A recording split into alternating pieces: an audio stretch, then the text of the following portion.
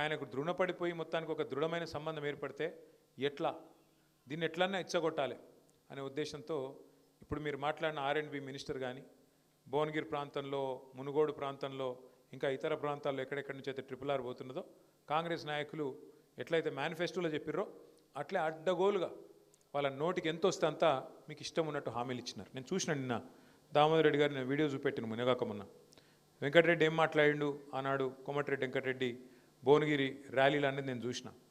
చాలా నోటికి వచ్చినట్టుగా అది ఎంతంటే అంత ఎటు పడితే అటు మాట్లాడిండు. మళ్ళీ అదే వెంకటరెడ్డి గారు ఇవాళ ఏమంటుండు, మీరు పోతే అది అయ్యేది ఉందా పోయేది ఉందా RRR అవుతుందో పోతుందో నాకేం తెలుసు, నాకు తెలియదు ఎత్తేసినట్టు మాట్లాడుతూ ఉన్నాడు. ప్రియాంక గాంధీ గారు అంటే ఇవాళ MP సోనియా గాంధీ గారి కుమార్తె, రాహుల్ గాంధీ గారి చెల్లె, ఆమె కూడా చెప్పింది కదా ఇక్కడికి వచ్చి వాళ్ళు వీళ్ళు కాదు ఇవాళ కేంద్రంలో ఒక ముఖ్యమైన బాధ్యతలో ఉన్నవాళ్ళు, రాష్ట్రంలో ఉండే కాంగ్రెస్ పార్టీకి అధినాయకులుగా ఉండేవాళ్ళు, ఆమె కూడా చెప్పింది కదా మేము అవతలకి తీసుకుపోతాం, 40 కిలోమీటర్లు అవతలు తీసుకుపోతాం, అంతా ఒకటే పద్ధతిలో చేస్తాం, శాస్త్రీయంగా చేస్తాం అని చెప్పిండ్రు. ఆ మాటలన్నీ నమ్మి మీరు భువనగిరిలో గెలిపించారు, మునుగోడులో గెలిపించారు, మొత్తం నల్గొండ జిల్లా అంతా కూడా గెలిపించినారు, ఇంకా చాలా చోట్ల కూడా గెలిపించినారు. దాని దయతోనే మీ దయతోనే ఇలా కాంగ్రెస్ గద్దెనెక్కింది, అధికారంలో కూర్చున్నది. వాస్తవం మీరందరూ నల్గొండ జిల్లాలో గుద్దితే మా అధికారం పోయింది, కాంగ్రెస్ వాళ్ళకి అధికారం వచ్చింది. ఇది వాస్తవం. 12 సీట్లలో మేము గెలిచింది ఒకటే నల్గొండలో. అది కూడా ఎక్కడ, నల్గొండ మొత్తం భారతదేశంలో నంబర్ 1 జిల్లా వరి ధాన్యం ఉత్పత్తిలో. కేసీఆర్ ఏమో మీకు గుట్ట మంచిగా చేసి మంచిగా మెడికల్ కాలేజ్ నల్గొండలోటి, సూర్యాపేటలోటి, యాదాద్రిలోటి 3 మెడికల్ కాలేజీలు, 3 కలెక్టరేట్లు పెట్టి మీరు నల్గొండకు పోయే తిప్పలు లేకుండా మీకు భువనగిరిలోనే కలెక్టరేట్ పెట్టి కూసున్న కాడికి వెళ్ళి సలగదలకుండా మంచిగా అన్ని ఏర్పాటు చేసి ఆఖరికి ఒక మెగా విద్యుత్ ఉత్పత్తి కేంద్రం దామరచెర్లలో మొత్తం తెలంగాణలో నంబర్ 1, తెలంగాణలో కాదు దక్షిణ భారతదేశంలోనే అతిపెద్ద విద్యుత్ ఉత్పత్తి కేంద్రం పెట్టి వరి ధాన్యం ఉత్పత్తిలో నంబర్ 1 చేసి నీళ్లు కోదాడ, సూర్యాపేట, తుంగతుర్తి ఎన్నడూ జీవితంలో టేలెండు అంటే ఆడికి రాకనే పోతుండే నీళ్లు. SRSP నీళ్లు, గోదావరి నీళ్లు, కాళేశ్వరం ద్వారా SRSPని కూడా పునరుజ్జీవం చేసి ఎన్నడూ జీవితంలో కాళేశ్వరం నీళ్ళని తీసుకొచ్చి తుంగతుర్తి, సూర్యాపేట, కోదాడ తడిపితే దాంతో అల్టిమేట్గా నంబర్ 1 అయింది. ఒక గంధమల్ల, ఒక బస్వాపూర్, ఇవన్నీ కూడా బాగా చేసి మీకోసం శివనగూడెం, చెర్లగూడెం ఒకటి కాదు కేసీఆర్ చేసింది ఏందో ఒక్కసారి మననం చేసుకోండి.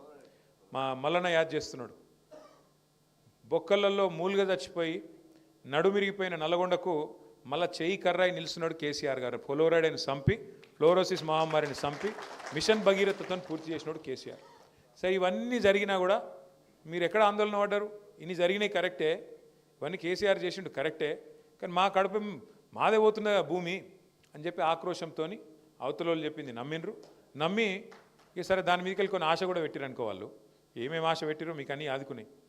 ఆయన 10,000 ఇస్తే మేము 15,000 ఇస్తామన్నారు. రైతు బంధు కేసీఆర్ 2 పంటలు ఇస్తుండే మేము 3 పంటలకు ఇస్తామన్నారు. ఆయన ₹1,00,000 ఇస్తే లగ్గానికి మేము తులం బంగారం ఇస్తామన్నాడు. ఇక ముసలోళ్ళకు 2,000 ఇస్తే నేను 4,000 ఇస్తా అన్నాడు. ఆయన ముసలమ్మకో ముసలయ్యకో ఇస్తుండు, నేను ఇద్దరికి ఇస్తా అన్నాడు. ఇట్లా ఒక్కటి కాదు, ఇక నోటికి ఎంత వస్తే అంత చెప్పుకుంటా పోతే మీరు కూడా సరేతి 10 ఏళ్ళు ఆయనకి ఇచ్చినాం కదా, వీళ్ళకు 5 ఏళ్ళు ఇద్దాంతి అని చెప్పి ఇక్కడ కూర్చున్న వాళ్ళలో నాకు తెలిసి 99% మంది కాంగ్రెస్ని గెలిపించిన వాళ్ళే ఉన్నారు. అంతేనా? ఇది పక్కాలే. సరే ఓకే సరే 50% వేసుకుందాం పాటు. అయితే ఎందుకు చెప్తున్నా అంటే కాగవే సరే అయిపోయింది, దాని గురించి బాధ ఏంది. కానీ అధికారం ఎవరి అబ్బ సొత్తు కాదు, అధికారం ఎవరి గుత్త సొత్తు కాదు. అధికారంలో మీరు ఎవరిని తెలుసుకుంటే వాళ్ళని కూర్చోబెడతారు, ఎవరు వద్దనుకుంటే వాళ్ళు దిగాల్సిందే, తప్పకుండా మీకు సేవ చేయాల్సింది, అలా రెండో అనుమానం లేదు. నాది ఇది అధికారం అనేవాడు అనుకుంటే అనంత పిచ్చోడు లేడు. ఇక్కడ ప్రజాస్వామ్యంలో ప్రజలే మా తలరాత రాష్ట్రాలు. 2 సార్లు ఇచ్చింది మీరే, ఒకసారి పక్కకు కూర్చోమని చెప్పింది మీరే, మళ్ళీ 3 ఏళ్ళ తర్వాత కేసీఆర్ని తెచ్చేది కూడా మీరే, అది కూడా నాకు తెలుసు మీకు తెలుసు పక్కా. ఎందుకంటే ఇవాళ ఈ రాష్ట్రంలో అందరికంటే కడుపు మండినోడు ఎవరైనా ఉన్నారా అంటే రైతే ఉన్నాడు.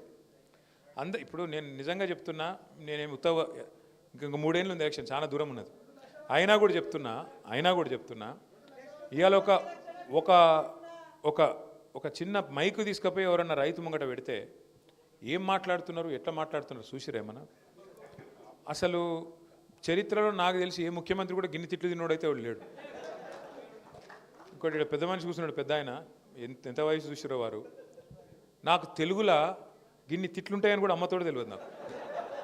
అవ్వ ఏం తిట్లు అవి, ఎన్ని తిట్లు, భయం అనేది లేదు. ముఖ్యమంత్రి లేదు, మంత్రి లేదు, ఏపో వాడు ఎవడైతే ఆడోళ్ళు కూడా ఏం ఆగుతలేరు. ఎందుకు ఇంత కోపం వచ్చింది?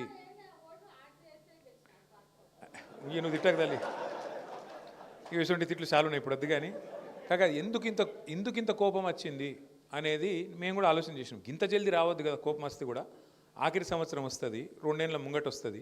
ఇంత జల్దీ అధికారంలోకి ఎక్కగానే ఇట్లా కనబడేది అనేది మనకు కనబడుతుందా? మనకు పదవి అయిపోయిన బాధ ఎక్కడ ఉందా, లేకపోతే నిజంగానే జనంలో బాధ ఉందా అని చెప్పి మేము కూడా కొన్ని సర్వేలు అవి చేయించినాం. అందులో వచ్చింది ఒకటే ఒక్క మాట మెయిన్గా, ఎందుకంటే మనిషికి ఆశ పెట్టద్దు. ఆశ పెట్టి ఎత్తేస్తే